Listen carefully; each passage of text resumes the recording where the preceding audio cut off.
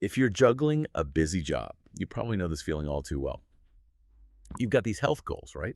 Maybe meditating, maybe getting in a few runs a week, but you keep pushing them off. You tell yourself, okay, I just need things to calm down first. Maybe after this big project or when the quarter ends. Or maybe you even need a whole vacation to reset before you can really start. Well, that delay, that constant waiting for the perfect time, according to the materials we looked at for this deep dive, that's actually the number one reason habits fail. So today we're digging into the thinking behind a 7-day Healthy Habits at Work challenge. It's basically designed as a blueprint for, well, real life at work well-being. Hmm.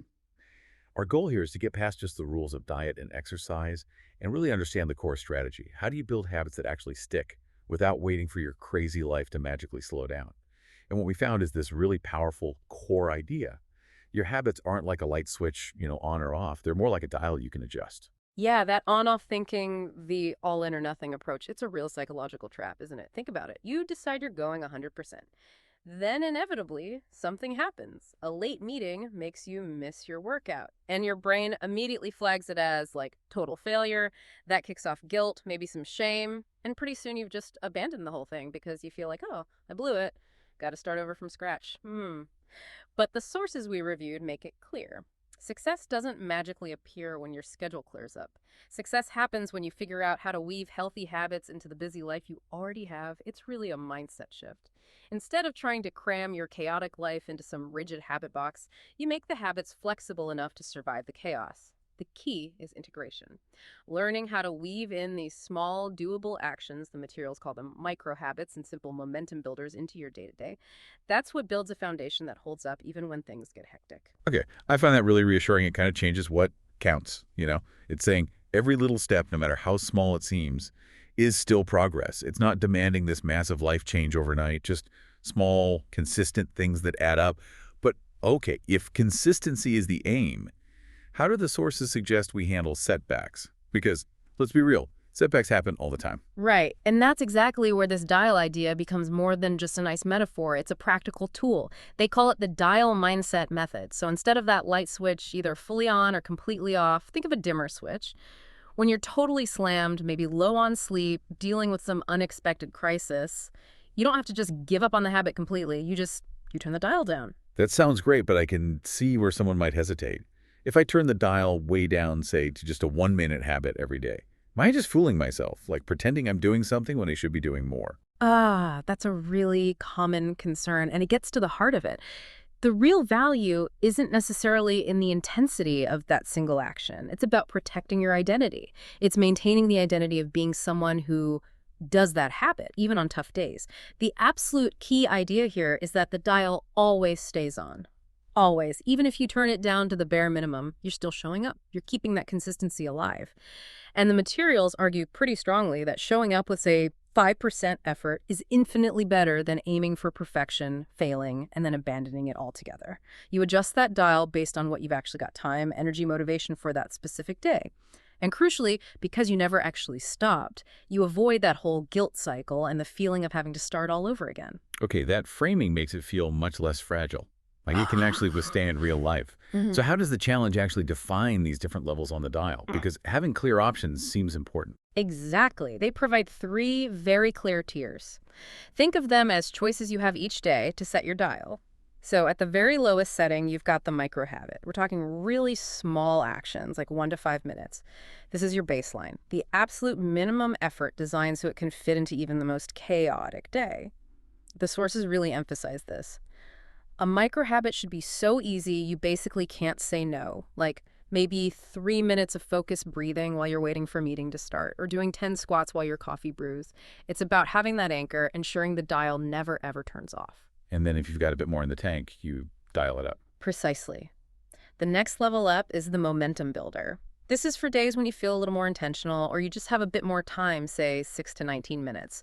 It lets you build on that consistency and actually start feeling some benefits, but without needing a huge time block. Maybe it's a brisk walk around the block or a 15-minute guided meditation using an app. It's that step up from the micro habit. Okay, micro, momentum builder.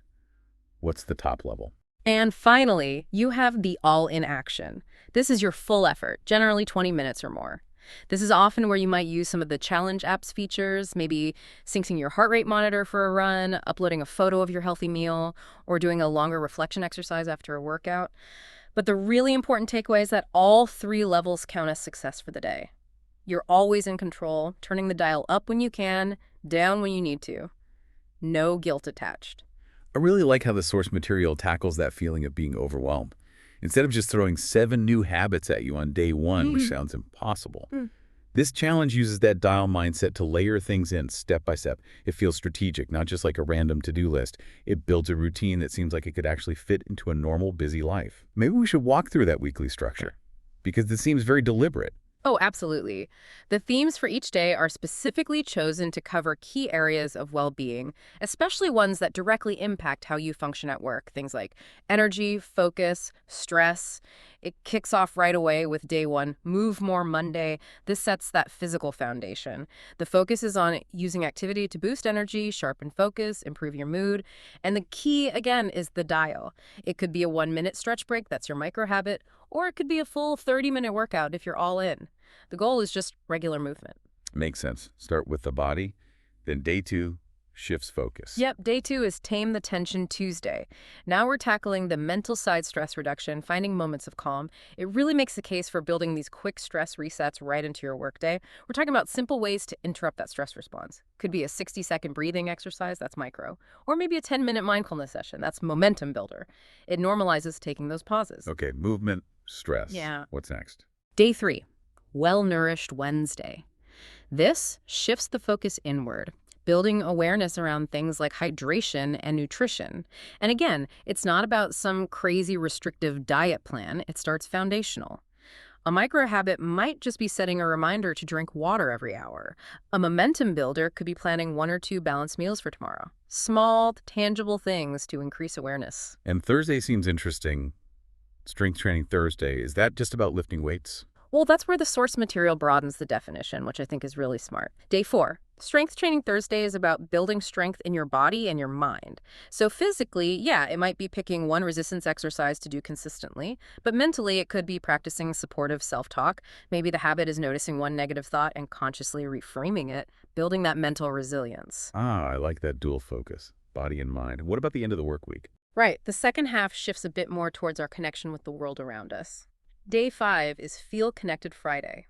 This is something often missed in wellness plans, but the source really stresses how vital connection is for resilience. So this day focuses on actively nurturing relationships, both personal and professional. It could be as simple as sending a quick thank you email, micro, or scheduling a brief, meaningful check-in call with a colleague, momentum builder. It explicitly links this back to combating workplace isolation. Okay, so it covers the work week. Does it extend into the weekend? It does. Day 6 is Weekend Wins Saturday. The idea here is to maintain that consistency even outside the Monday to Friday structure. Finding ways to keep moving, recharging, enjoying those healthy habits helps prevent that Monday morning feeling. It could be a quick family stretch session or maybe a longer hike outdoors connecting back to day 1's movement theme. Keep the dial on, even if the setting changes. And finally, wrapping up the week. Day 7, Rest and Reset Sunday. This might actually be the most critical day, especially for high achievers. It's focused squarely on recovery and renewal. The source material frames intentional rest not as a luxury, but as a crucial performance strategy.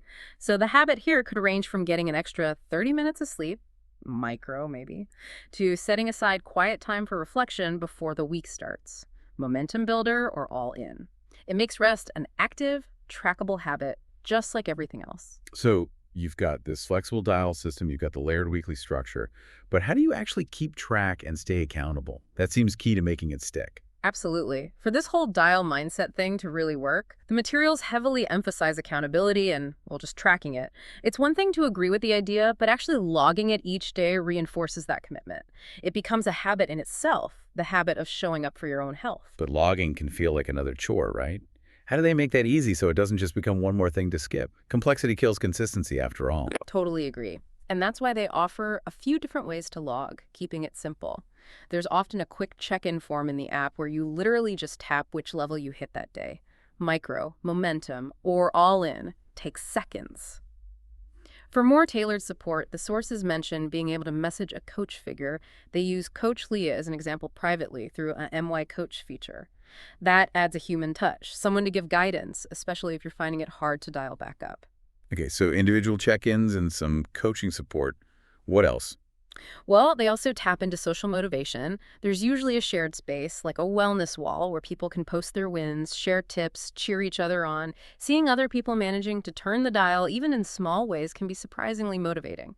And yeah, for those who want to dive deeper, you can use more specific app features like uploading food photos for nutritional awareness, or syncing your Garmin or Apple Watch to log movement automatically. And I remember seeing something about extra help if you're stuck on what to do for those small habits. Right, they mention a resource like a downloadable PDF called something like 100 Micro Habits to Make You Healthier. It's not meant to be overwhelming, just an idea bank. Quick, easy inspiration for those 1 to 5 minute actions, taking away the what should I do decision fatigue so you can just do it. Okay, so if we zoom out and pull the biggest lesson from this deep dive, it feels like the 7-day challenge is really about installing a new mindset, not just hitting a finish line. It's fundamentally changing how you define success, moving away from perfection and towards just consistent effort. That daily quote they use seems to capture it perfectly. All or nothing usually leads to nothing at all. Progress comes from what you could do consistently, not perfectly. Exactly. And it's that consistency, which the dial mindset protects, that creates the ripple effect the materials talk about. Those small changes you manage to stick with at work, maybe better focus from movement breaks, less stress from breathing exercises, more energy. They don't just stay locked in the office. They spill over. They ripple out into the rest of your life, leading to, clearer thinking, better overall well-being, both mentally and physically. And maybe let's circle back quickly to day 5, that Feel Connected Friday. The challenge points out that putting consistent effort into professional relationships helps your well-being by reducing isolation, building support. So here's a final thought, something maybe to chew on after this, building on that idea. If deliberately strengthening your professional network, even with just one tiny consistent habit, like sending one genuine thank you note a day, dial set to micro if that boosts your well-being, what could the cumulative effect of that single habit be on your career path or the strength of your network, say, over the next year? That link between small social habits and potentially significant professional outcomes. That's definitely worth thinking more about.